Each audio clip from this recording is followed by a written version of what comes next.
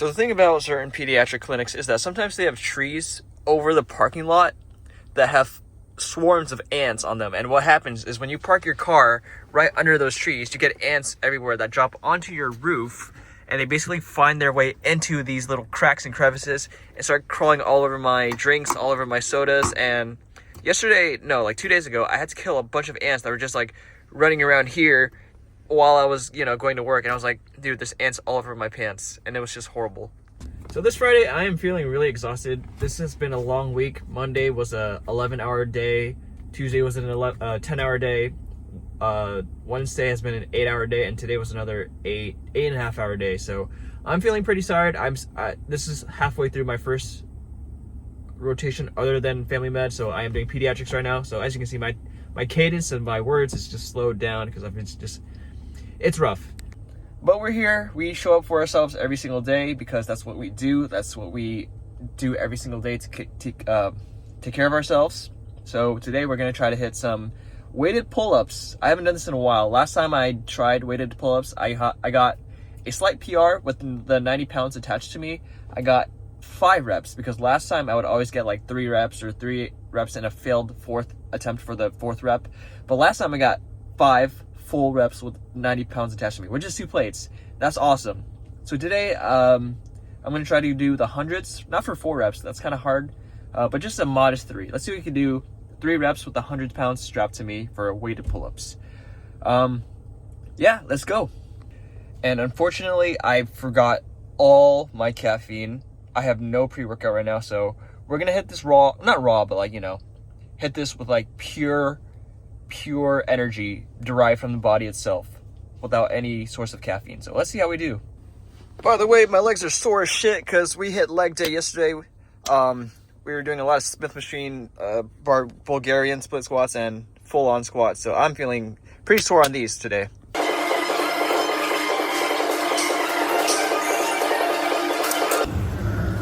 All right, so the plan is to warm up, do some body weight, add a 45, add an 80, and then go straight into it.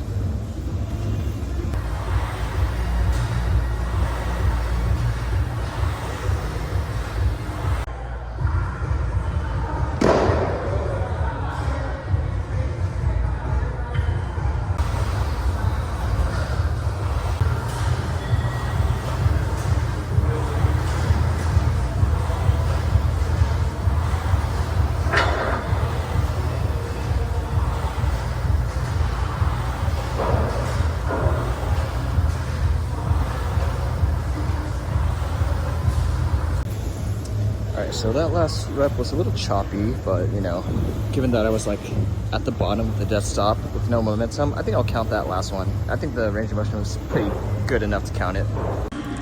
And then for volume, we got 3 sets of 8 back downs with just a 45 plate. So this is where we get our volume in, get the muscle building in.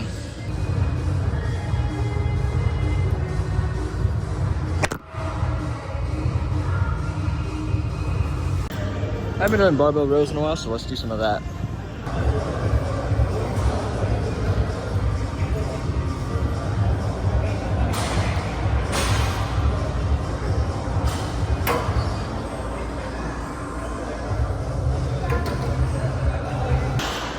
Alright, so that was a very unsettling point of view / angle, so let's try a different side.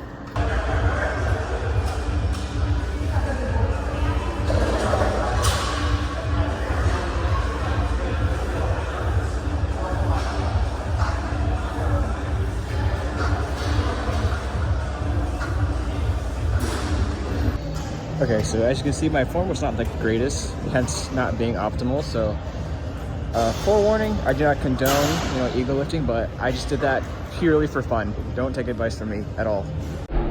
So let's do a little bit of a critique on my form today. So I was able to row 225 on barbell for 8 reps, but as you can see, it was a little sloppy. So some pros, the momentum was good. I feel like the bar path was adequately close to my legs so that it was a good bar path to really activate the lats and not strain the lower back too much. The second good thing is that the weight moved up pretty well, but as you can see, I used quite a bit of momentum and I used the glutes to extend a little bit too much. just finished the workout. It was a really good push, or not push.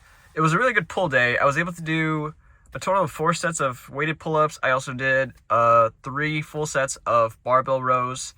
And then I did, 2 sets of like a machine row. And then 2 sets of a like, what do you call it? Like the single arm cable row to finish, not necessarily like a row, but more of like a vertical pull down with like the single grip thing. You know what I mean? But yeah, very good volume today. Very good sets. I did some biceps to finish it off, but you know, it's a very nice sunset right now and it's just very tranquil. Just enjoying the Friday night. But I'm running out of caffeine, as you saw earlier, so I'm going to Dollar Tree to get some cheap ass caffeine.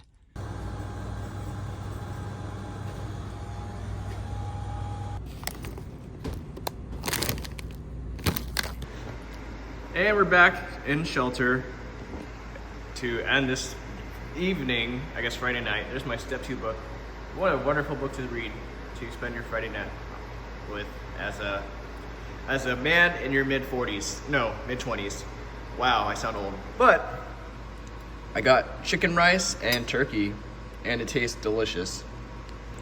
Last but not least, we got a chemical concoction that we call Coke Blackberry Zero Sugar. I forgot what brand of soda it is, but you know, yep. Alright, so eating can be very fun, but sometimes when you overdo it, you feel like shit. So yesterday I went to a hot pot site and I ate a shitload. I think I ate more than I usually do, and the next like hour and a half I was like juggling between like nausea and stomach aches, and it was like so many moments where my mouth was like filling up with saliva just to like lubricate my upper GI tract to prepare for acidic vomit. And that just happened over and over again. I would like have stomach aches, build up saliva, have a stomach ache, then nausea, and then build up more saliva, and then calm down for a bit, and then the nausea comes back, and then I start pulling up with saliva again. It was just like absolutely absurd. But funny enough, I actually didn't look like I gained too much weight after that giant like binge of food. So luckily I did not vomit, and I guess I didn't really like gain too much like weight overall. But just to, you know, balance it out and stay like relatively consistent with the diet, I will try to eat less calories today.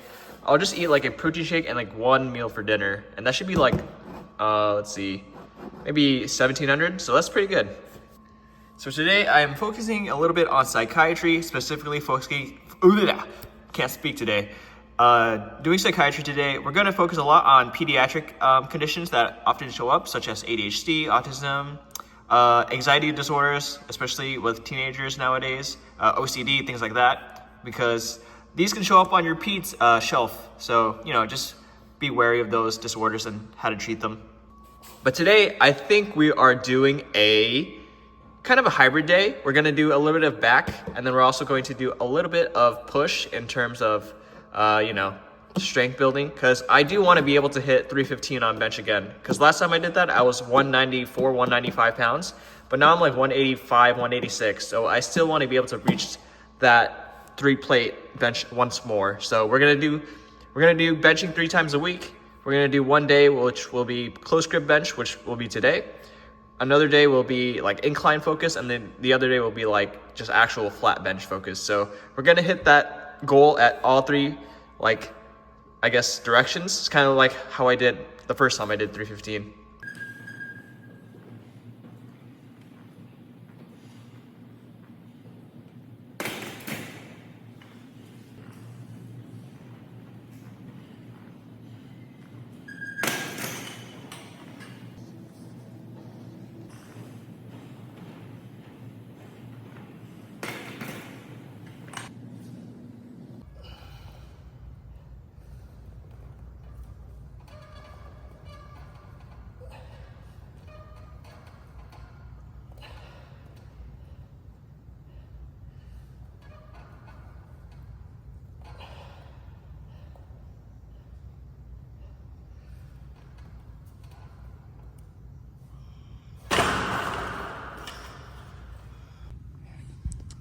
Alright, so as you can see, I do not do super well with 250. I wanted to get 5 reps, but you know, that would have been a PR with 250 on close grip.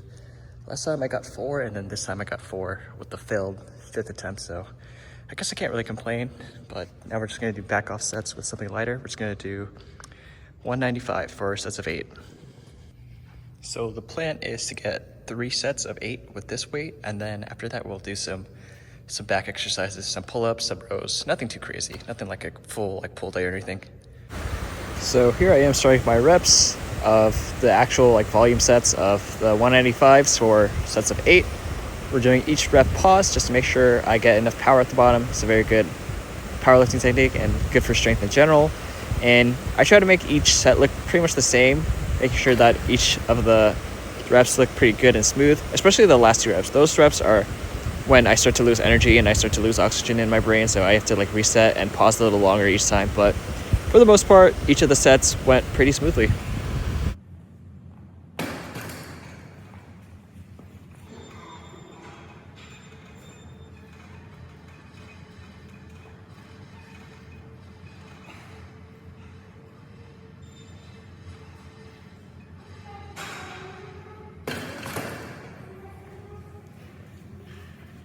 So here I am starting off my pull workouts with a little bit of pull-ups, nothing too crazy, nothing weighted or anything. Just wanted to take it chill today.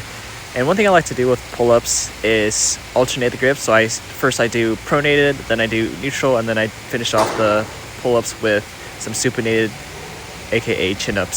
So something little fun to vary it up instead of just doing the exact same sets for pull-ups. All right. So I'm going to finish off the day with a couple of rows on this machine. So as you can expect, it's kind of boring, so I'm not going to show you the sets here. It's my last day living in this place, and this is my final meal, final dinner. I made a bowl of hamburger mac with 90-10 beef, a full pound, and then just 2 cups of shells and whatever this is. So 1,300 calories, 100 grams of protein. Still feeling kind of shitty about that failed rep at 250 with close grip. I was so close to hitting 5 reps today. I feel like if I just, tweaked it a little bit better, I could have gotten a beautiful PR of 250 for 5. And just the sound of that just sounds so, pleasing. It's such an aesthetic PR, 250 for 5 reps. That just sounds perfect. Because my previous was 245 for 5. And, it's not a bad number, but still, nothing like 250. That's a perfect even number. That's half of 500, 1/8 of a ton. It just sounds so nice, but a little disappointed in myself, but, And that brings me to today's topic. So, one of my friends brought this up to me, and I've been thinking about it giving it some thought, And to be honest, I don't have a good answer for you today. It's about pride and feeling proud of yourself, because it's easy to look at the things that you've done in the past that you've screwed up on so many times. It's easy to look inside and think of all the flaws that you've had before, in the present, and possibly have in the future. It's just so easy to think about that stuff and let it overwhelm you. But, there's hope out there that someone out there external from you, someone who doesn't have your internal thoughts, someone who doesn't have your lived experiences, to look at you and say, hey, you're doing really good, and from what I see, I don't see anything wrong with you. All I see is someone who works hard, someone who helps other people, and someone who's just virtuous every day. And I don't see the flaws that you see, but it's that external validation that helps blunt the pain, but sometimes it doesn't completely get rid of it, because you'll always have that internal voice that says, hey, you did good today, but remember what you did last year or 5 years ago? You screwed up, remember? And when those thoughts come back, and it's super easy for those thoughts to come back, especially when you're living on your own, or you're spending a night by yourself, or even just existing, sometimes those thoughts can come back and just haunt you. So the question I've been trying to answer for the past couple of weeks is, which one is a more true picture of yourself? Is it the internal grasp of who you are, the internal thoughts that include everything, including your successes, including your dark thoughts, including your flaws, including all your lived experiences that you internalize and know for yourself, because you are the one controlling the vessel. You are the one who knows everything about you. Is that the more accurate representation of who you are, as opposed to someone who's external from your thoughts and your actions? Well, not necessarily actions, because they can see that, but someone who's external from your thoughts and how they perceive you as a person and your overall worth. Is that more or less of an accurate picture? And once you figure out which side is the correct viewpoint of yourself as a person, as an individual who lives on this giant floating rock, is that a good measurement of how much of a person you deserve to be proud of? Because if you were to go based off of your internal thoughts, pretty much everybody in this world will think, unless you're extremely narcissistic, everybody in this world will think less of themselves. Everybody in this world has less pride in themselves than they actually probably deserve. But pride can be a dangerous thing. It could fuel your ego to do impulsive things, to overthink things, and think that you're more specialized or strong or intelligent in some aspects. But for the most part, if you are a typical functioning person with some level of self-awareness, you are often bogged down by these thoughts of negativity, these thoughts about your internal flaws. Like me, back in college, I had fucking barely any friends, and not that I don't have any friends nowadays, but it's still kind of the same thing where with so much work going on, I don't have that much time to socialize anymore, and it kind of feels like college all over again. But I try to fight those thoughts, and I try to make sure to find ways to find pride in myself And that's one of the reasons why I do these like silly gym videos where I just record myself doing a heavy set. Sometimes I feel like, I'm just like some random guy on this floating rock and I don't know how much to be proud of, but sometimes I just look back at what I'm able to do and how much I've gone forward in my, lifting experiences, and I'm like, well, okay, maybe I'm not such a, typical, or maybe not such a lame or boring person after all. Like, hey, I was able to, close grip bench like 250 for a couple of good reps, and that's pretty good. Yeah, it's just one of my coping mechanisms. Ooh, look at me, I'm going out of the loop here. But, after some careful consideration, I think I came up with not a perfect answer, but an answer from someone who tried to think about one. So the issue with pride, obviously, or being proud of yourself, I guess in this video we'll use that as synonymous terms. There's, like many things in life, there's a balance that needs to be struck. You can't be too like, woe is me, like I'm such a mediocre person, I have so many flaws. You can't be at that extreme, and you can't also be at that other extreme where you're just super prideful and boastful of yourself, that you think that you're top of everything, that you know better than other people, and that you can look down on other people, but because you can't. So there has to be a way to strike that balance, because in reality, the amount of times that you don't feel proud of yourself, that those many like instances will overshadow so many times where you should be proud of yourself. Because imagine all of the things that you've done so far, every action, every time you took an action, made a decision. How many of those do you genuinely think was a bad choice? And how many of those were probably just like neutral choices? They weren't like made out of like malice or devious intent. They were just like a mistake, or maybe something that didn't really impact the world in a negative way. And sometimes that just like, you think of it as like a super negative thing and you use that against you. So on the other side, think about all the actions that you've taken that were actually positive, even though they were like minusculely positive. It could have been something like helping someone by opening the door for them, or helping them, like, I don't know, spot them at the gym when they're trying to lift up a 225 bench press. Like, think about all the small things that you didn't think matter, but maybe actually do matter. So I guess what I'm trying to say is, we tend to overlook things that were good because they were small, but we tend to overemphasize negative things in our lives that we deemed as negative, because that's the human brain. It's easy for us to remember those things and expand upon them and make them like bigger than they actually are. But on the other hand, we have so many small victories. Like today, the fucking 250 bench press, for example. I know I use the gym as a, not hyperbole, but like a metaphor a lot, but that's just me. But when I think about 250, I'm like, okay, maybe that wasn't like that bad of an issue, because back like 3 years ago, I couldn't pick that shit up. There's no way I could have close grip bench 250 for even more than one rep, because 3 years ago, I was struggling with like 245 for one rep. And that was like with regular grip strength and regular grip width, and that wasn't even paused. It was just like a touch and go. I was struggling with that shit. And I can't even look past like a small mistake I did today, even though, I did some good shit today. I went to the gym, I took care of myself, I did a lot of work today, and I matched my previous PR of 250 for 4. So why am I upset over one failed rep? And I guess the answer to that is because, human brains and our ability to think about previous mistakes and previous, personal flaws tends to be an over-exaggerated skill. And I think it's a skill that we tend to train too much, and it's a skill that we need to stop emphasizing so often. And I guess one thing that we can do as human beings, just to be a little bit more proud of ourselves, is just to remember how far we've gone, count every victory, just make sure not to go too prideful, not to go too boastful, but still, your actions every day accumulate, and all the things that you've done before are exactly that. You've done it before, and now you're here. So I don't know how to finish this, so see you later.